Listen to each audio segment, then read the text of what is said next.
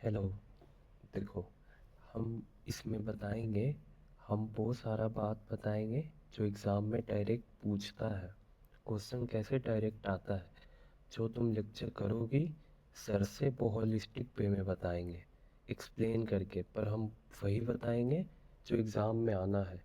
वो भी स्टोरी ज़रूरी है, क्यों? ये सारा समझने के लिए।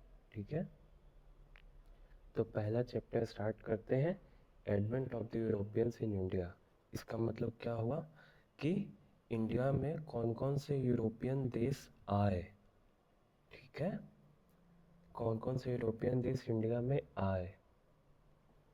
अब एक चीज़ याद रखना, हिस्ट्री मेनली स्टार्ट होता है 1857 से।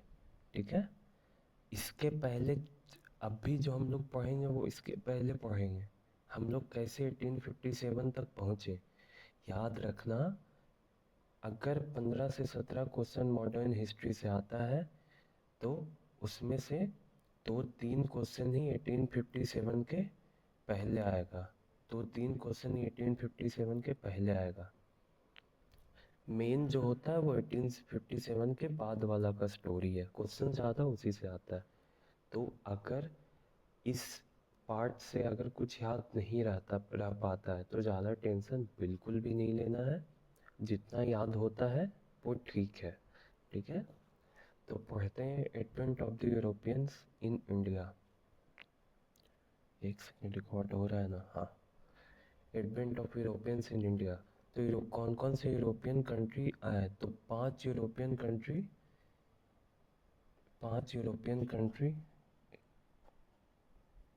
पा, 5 यूरोपियन कंट्री इंडिया में आए। अब इसको याद कैसे करेंगे? तो PD डबल डी एफ से। ठीक है, और बीच में ई लगा देंगे। पहला पोर्तुगीज़ हुआ, फिर डच हुआ, फिर इंग्लिश हुआ, फिर डेन्स हुआ, फिर हुआ फ्रेंच हुआ। ठीक है, फिर से Portuguese, Dutch, English, Danes, French. ठीक है, अब अब इस चैप्टर में याद क्या क्या करना है जो बताते हैं। क्या क्या इस चैप्टर में याद रखना है बेसिकली। तो पहले तो क्रोनोलॉजी जो अभी की है, कि पहले पोर्तुगीज़ आया, फिर डच आया, फिर इंग्लिश आया, फिर डेन्स आया, फिर फ्रेंच आया। उसके बाद कब कब आया। ठीक है, ये नहीं भी याद रखोगी तो चलेगा, पर ये आके कौन से साल में फैक्ट्री इस्टेब्लिश किया और कहाँ। ठीक है, तो फैक्ट्री, भेन और भेयर, ये दो चीज़ याद रखना है। ठीक है, पांचों देश आके कब इस्टेब्लिश फैक्ट्री किया और कहाँ किया, ये सब इम्पोर्टेंट है इस चैप्टर में। अब चूँकि इंडिया में पांचों एक साथ आएगा, कोई यहाँ आएगा, कोई यहाँ आएगा, कोई यहाँ आएगा, तो चारों पांचों के बीच कॉन्फ्लिक्ट होगा। तो इन दोनों के बीच जो बैटल होगा वो भी हमको याद रखना है। ठीक है, 3 चीज़ याद रखना, वेयर, कहाँ इस्टेब्लिश किया, कब किया, और इस दौरान करते हुए जो एक दूसरे से बैटल लड़ा सारा यूरोपियन, वो सब याद रखना है। ठीक है, अब अब ये 3 चीज़ याद रखना।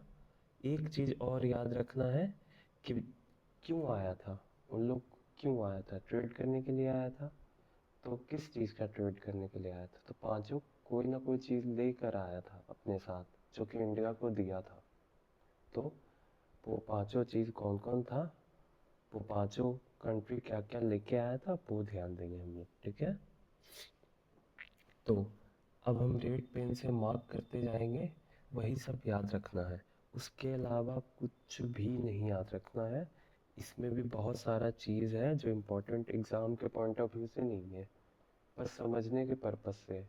तो हम जो जो मार्क करेंगे वो, और कल तुम्हारे पास ये वाला नोट्स आ जाएगा तो वो कर लेना। ठीक है, तो स्टार्ट करते हैं कि पोर्तुगीज़।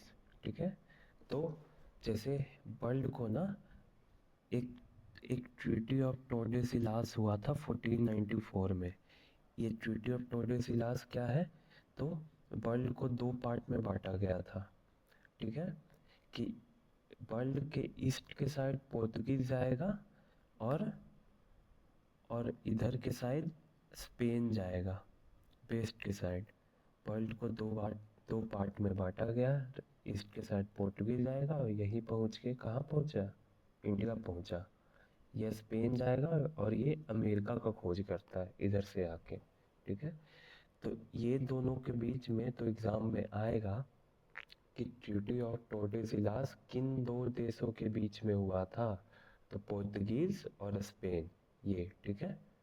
अब पहला कौन सा पोर्तुगीज आदमी है जो इंडिया पे पहुंचा था, ठीक है, तो वो है वास्को डी गामा। 1498 में कहाँ पहुंचा था, तो कलिकट। कौन पहुंचा था, वास्को डी गामा। कहाँ पहुंचा था, कलिकट। अब तुमको लग रहा होगा कलिकट कोलकाता को बोलते, नहीं। जैसे ये इंडिया है तो ये नीचे वाले पार्ट को कलिकट बोलते हैं, कहीं यहाँ वाले पार्ट को। कलकत्ता तो यहाँ पे है, लेकिन कलिकट वहाँ पे उस टाइम पे एक जगह था, उसको बोलते हैं, ठीक है। अब अब अब आगे क्या याद रखना है कि पोर्तुगीज पावर इस्टेब्लिश कैसे हुआ। तो सारे देश में किसी न किसी प्रतिनिधित्व को भेजेगा। ये तो नॉर्मल सा ट्रेडर था, ये तो आके चला गया वापस। पर अब चूंकि पोर्तुगीज पावर इस्टेब्लिश करना, तो कोई बड़ा आदमी को भेजेगा, कोई मिलिट्री आदमी को भेजेगा। तो इसको याद नहीं रखना, ये तीनों को याद रखना, ठीक है। ये तीनों है। पहला है फ्रांसिस्को दी अल्मेदा, ये टाइम नहीं याद रखना तीनों का, ठीक है।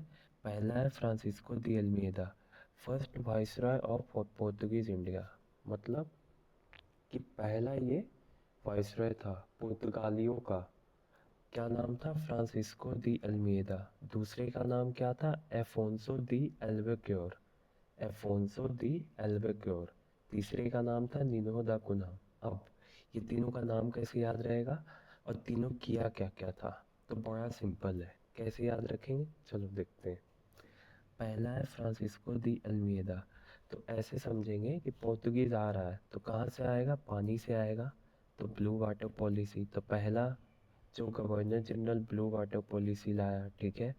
दूसरा एल्वेकोर, अब चूंकि आया है तो कुछ कैप्चर कैप्चर करेगा। तो क्या कैप्चर किया, गोवा कैप्चर किया। अब चूंकि गोवा कैप्चर किया तो उसको साफ सुथरा भी करेगा, वहाँ के सोशल लिविल को मिटाएगा। तो वहाँ का सोशल लिविल क्या था, सती। तो ये एग्जाम में पूछता है कि सती सती किसके द्वारा सती किसके द्वारा एबॉलिश किया गया था, ठीक है। तो एफोंसो दी एल्वेकोर। नीनो दा कुना क्या किया था कि जैसे कोचीन था पहले कैपिटल, उसको गोवा में शिफ्ट किया था। अब तो गोवा साफ सुथरा हो गया ना, वहां से तो सती हटा दिया गया, अब साफ सुथरा हो गया था। पोर्तुगीज का कैपिटल हो जाएगा गोवा, कोचीन से गोवा। तो फिर से पहला क्या था, फ्रांसिस्को दी अल्मेडा, जो ब्लू वाटर पॉलिसी को अपनाया था।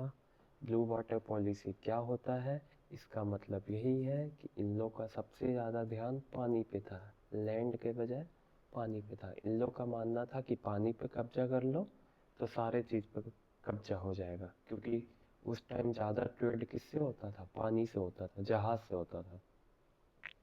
तो यही है फ्रांसिस्को दी अल्मेदा। पहला क्या था, पहला वाइसरॉय था। दूसरा ब्लू वाटर पॉलिसी इस्टेब्लिश किया था, इंट्रोड्यूस किया था। दूसरा एफोंसो दी एल्वेकोर, ये क्या किया था, गोवा कैप्चर किया था, सती एबॉलिश किया था। नीनो दा कुन्हा क्या है, कोचीन से गोवा शिफ्ट किया था कैपिटल, ठीक है। अब क्या याद रखना है इसमें, अब सीधे याद रखना है कि अब सीधे याद रखना है कि क्या क्या सिग्निफिकेंस क्या था पोर्तुगीज का। ये सब सर बताएंगे अपने पॉइंट में। बस एक बार दिमाग में रखना है, ऐसा ये सब को रटना नहीं है, ठीक है।